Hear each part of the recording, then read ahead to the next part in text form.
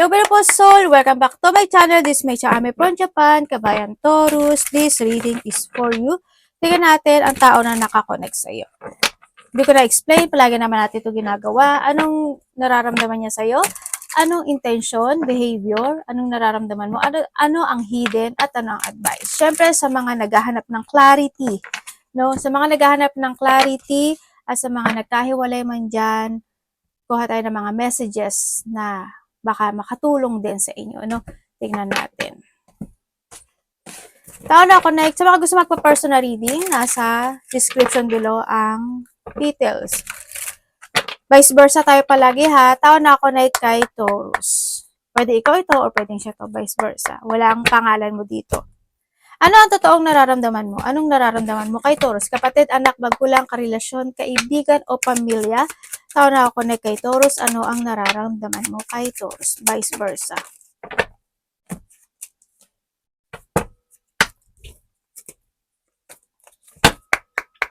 Ano yun?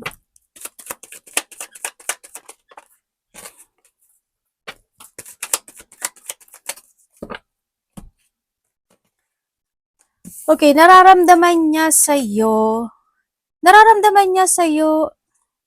Actually, hindi niya alam. Naguguluhan daw siya sa'yo. Alam mo, medyo siguro magulo ang kausap, pwedeng gano'n, o may mga bagay na nangyaring na ikinagugulo na kanyang isipan, nandun sa point na yun. Pwede rin na doon na hindi niya alam kung ano yung mga pufukusan mo, kung nakapokus ba ka sa kanya, o ano yung mga bagay-bagay. Basta magulo. Ang gulo mo daw. So, may ganun. Or vice versa ha, vice versa tayo. Pag hindi niya nakuha dito yung sagot, kuhanin niyo dun sa connected na zodiac sa inyo. Baka nandun yung sagot mo. Isa vice versa, yon. Ang nararamdaman niya sa'yo, magulo ka raw. Magulo. Mabait ka naman daw. Actually, mabait ka. Kaso minsan, yun nga, siguro nagkakaroon kayo ng mga conflict, hindi pagkakaintindihan, hindi pagkakaunawaan. Lalo na ako sa mga nagkahiwalay dyan, yun. Sa mga nagkahiwalay, nandun pa rin naman yung sitwasyon na naiisip ka pa rin ito or vice versa tayo. Nagkakaroon siya ng pagde-daydream or fantasizing when it comes in this connection. Kumbaga, nagpipilit siya na magpakatatag o nagsisikap to focus sa mga kanyang mga bagay o sitwasyon. Pero, nandun pa rin naghumugulo ka sa kanyang isipan o naiisip ka pa rin itong taon na to.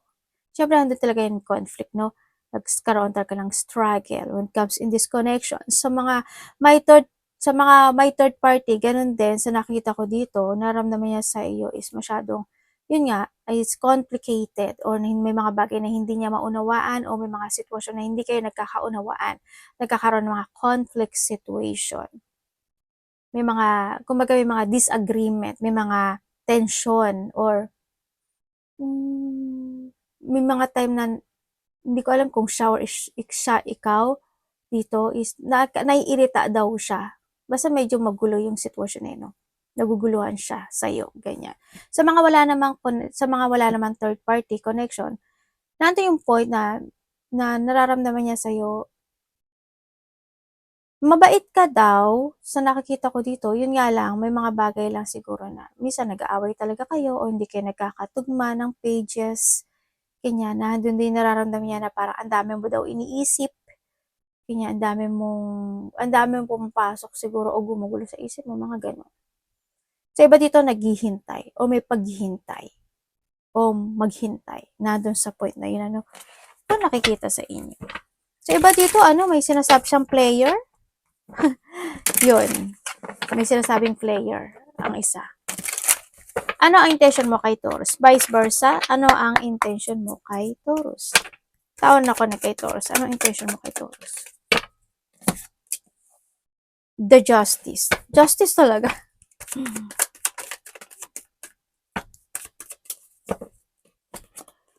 Okay, sa mga nagkahiwalay dyan, intention niya sa'yo is,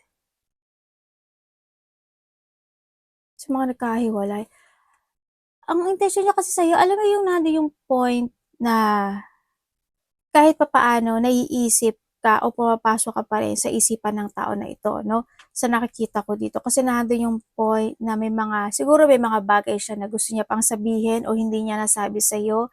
Kaya pumapasok ka sa isip niya. Or ikaw ito sa kanya. Yun, ang nakikita ko ito, may mga sitwasyon na gusto niya, na sana na-desisyonan niya, or sana na-actionan niya, or sana naitamin niya. Nandun sa point na yun. Yun ang nakita ko nandun pa rin naman yung pagmamatsyag. Or nakatingin pa rin siya, o napapatingin pa rin siya, nandun pa rin yung point na yun. Sa mga nagkahiwalaya, and sa mga walang third party connection. Sa mga walang third party connection, intention niya sa'yo is try to make it balance this connection, even if na nakakaramdam siya ng feeling emotional sa connection. Pipilitin niya pa rin na maging okay. Pipilitin ko pa rin maging balance yung connection kahit na nagkakaroon siya ng pag-iisip every night about this connection. Yun, nandun din yung pag-iilusyon, ano? Sa may mga third party, oo naman, meron talaga. Oh. May secret nga eh. Yan. Nandun yung point na naninimbang sa dalawang connection itong tao na to, no, sa nakita ko, or maybe this is ikaw ito ha, vice versa. May mga pagsisinungaling talaga. As in, ganun din naman sa mga nagkawalay. Nandun yung mga pagsisinungaling, paglilihim, sa nakita ko dito, hindi magbe-betray, pagmamanipulative, or nandun yung point na cheating talaga. Yun ang nakikita ko. Kaya yung isa sa inyo, nagiging masyadong emotional dito sa sitwasyon. Gusto mo siya? Sabi ka, tinanong ko talaga eh. Oh, Galileo. Ate, judgmental ka. Hindi, ninano ko lang, inayon ko lang naman sa baraha. Kasi kung ako, no. Sabay ka na. Well, ate, hindi ikaw yan. Anong behavior mo kay Taurus? Taon na ako na kay Taurus. Or maybe this is you, ha? Vice versa. Kailangan ulit-ulitin eh, no? Kasi minsan hindi natin nag-get lang ng iba. Mahirap. Okay, behavior niya sa'yo sa mga nagkahiwalay dyan. Behavior niya sa'yo sa mga nagkahiwalay, ganun, tatlo yung tao.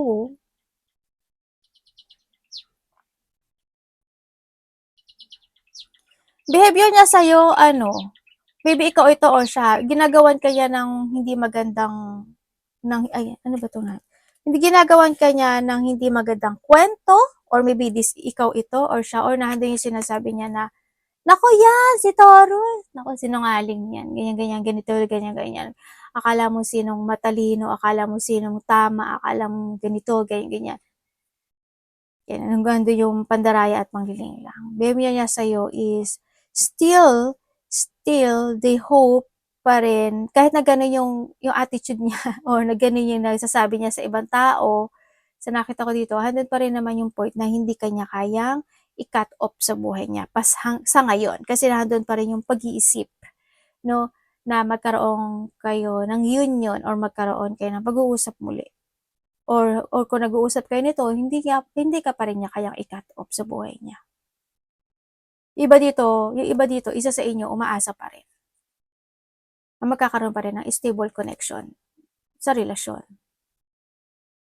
Yan, kahit na alam na may something wrong. Alam mo yun? Sa mga walang third party, behavior niya sa'yo is to helping you, to give you stability, but I can't promise you. Nando sa point. Pwede ikaw ito, Taurus, or siya ito sa'yo. Sa may mga third party, ganun din. Tingnan mo naman, di ba? Ang daming tao. Pwede may third party nga. Kumbaga nando yung point na pagsisinungaling. Nando sa point na kahit na kasi ando yung pandaraya at manliling lang eh. Kahit na pilitin mo ako na gusto mong malaman ang isang sitwasyon, hindi ko aaminin sa iyo, or hindi mo makikuha sa akin ang tamang kasagutan. Nando sa point na yon. Pwedeng ililihis ka niya, or ikaw ito ha, Taurus, or pwede mga ganon. Yun. Ha? Sabi ganon eh, no? Bakit ganyan? May tao rin na masungit. May taong judgmental. May tao na manipulative. May tao na, may nagdadaldal eh. Hindi ko alam why. Baka dinadaldal ka niya sa iba, pero ganun. Or ikaw ito sa kanya. Actually, handin din yung pagiging bitter ng isa. Sa nakita ko dito. Ay, manak, merong sa balikat si mami ah. Sabi ko parang, muntik pang mahulog talaga. Tingnan natin, Taurus, anong nararamdaman mo sa tao na to? Nandun pa rin yung union, ano. Vice versa, Taurus, anong nararamdaman mo sa tao na to? Death. Anong ibig mo sabihin? Iba dito, namatay na to. Okay, oo nga, namatay na iba.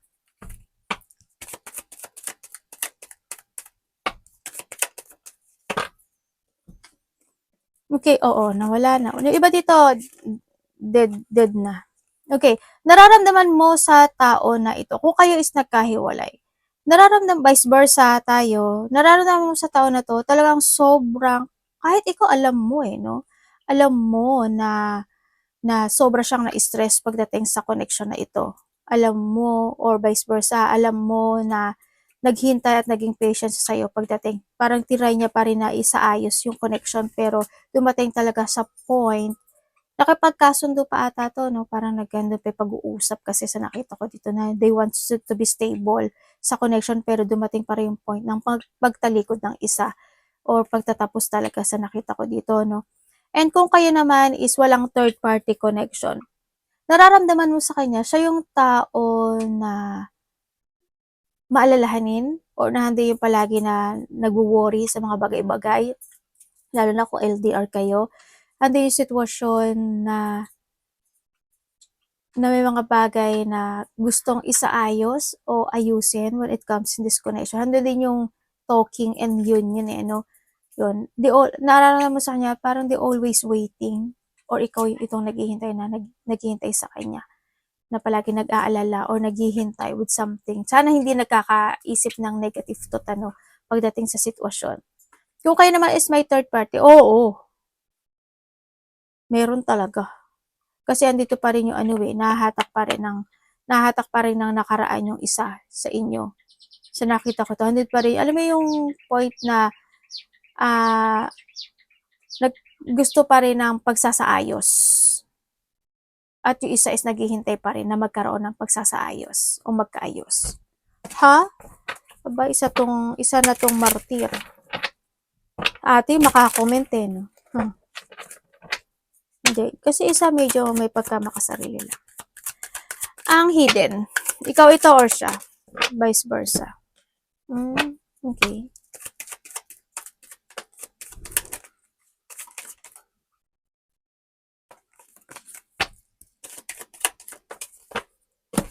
Okay, itong tao na nakukuha ko dito, may iba.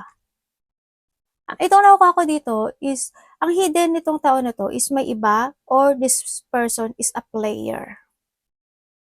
They always want to be excitement or nado yung point na mahilig talaga siya sa kakaba-kaba. Nado sa point na yun.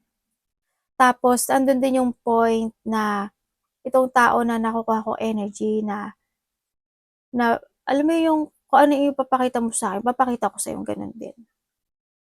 Ganun. Layer to. Gusto mo to? So, sino man ito?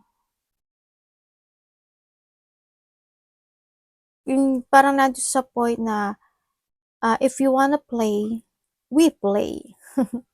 Andun pa rin yung point na kung nagkahiwalay kayo nito or in a third relationship, nagkakaroon pa rin siya ng interest sa ibang tao.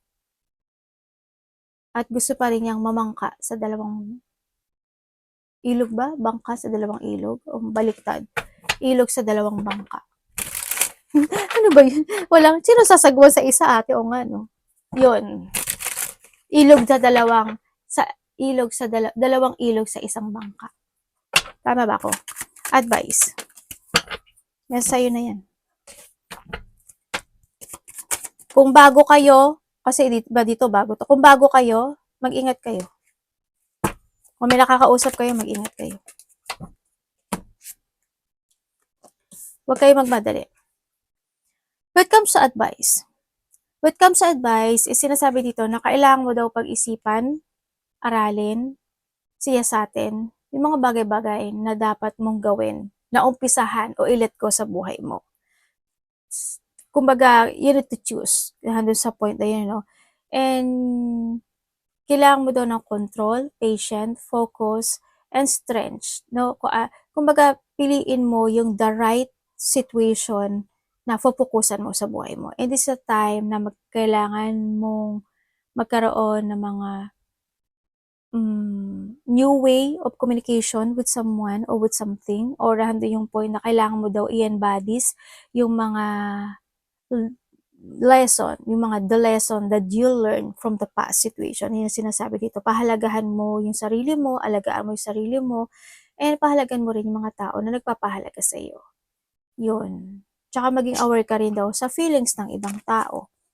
Or sa feelings mo, actually, isa rin yun, ano? Kasi it almost, yun rin dito sa nakita ko dito. This is a time to create a new you of your situation. Kung may mga bagay na kailangan ng tapusin. Finish, i-finish. Umalis ka sa mga sitwasyon na ikaka-burden mo or sa mga ikaka-frustrate mo in life. Kailangan sa iyo is to rebirth, kailangan mo ng renewal, or kailangan na talaga ng pagbabago sa buhay.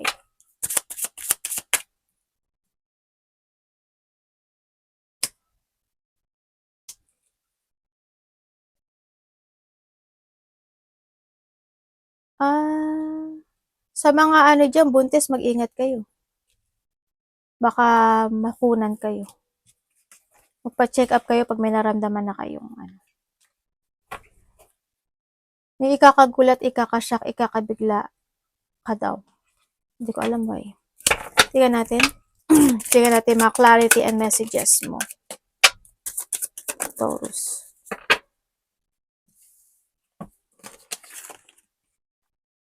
Done explaining, no more justifying, silent exit, energy protection. Uy, may nag-let go na rin talaga, no? Dito sa sitwasyon. Ibig sabihin, I don't need your explanation. I'm done. Pinaprotektahan niya yung sarili niya. Ala, nagulat. You're my obsession. Aba, panalo. Talaga naman, oh. Sa mga may third party dyan, sa mga nagkahiwalay, obsession to. This is not a love. Isa sa inyo, ganito. No?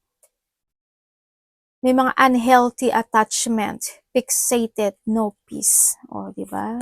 Gumagabag-gabag. Kung mga nagkahiwalay yan o mga nagkaroon ng pagkakasala, ginagaba to. Cycle repeated. Yan, may tao na gustong ulitin muli or may mga paulit-ulit na sitwasyon sa buhay. Kakaroon ng mga same drama. Stuck talaga to, no? Ganyan gusto nyo. Ingat na lang kayo. Basta, you need to protect your energy. You are worthy. Hindi naman kailangan pa ulit-ulit. Diba? Hearing your name still make my heart race. Aba, mukhang naisip ka. No one else compared to you. Ha? Kaya ganito. Kaya handun yung point na, pero payag ba kayo na repeating lang? Diba? Sa mga nagkaiwalay. Well, sa mga nagkahiwalay naman, kasi nandito rin ito, nandito yung point na pwede kasi in a bad way. No, kasi nandito yung so you're my obsession. Pwede na nandito, ay naku, wala makakapag-compare sa'yo talaga dahil sa pagiging makasarili at sakim mo at sa pagiging sinungaling mo at sa ginawa mo. Pwede nandun sa point na yon kasi they protecting energy. Sa iba naman sa inyo is, well, gusto niya talaga na mamangka sa dalawang ilog dito. And syempre, if you're questioning it, you already know the answer. Huwag mo na daw siyang tanungin. Dahil alam mo naman yung answer. Kumbaga sa third party, huwag mo na akong tanungin.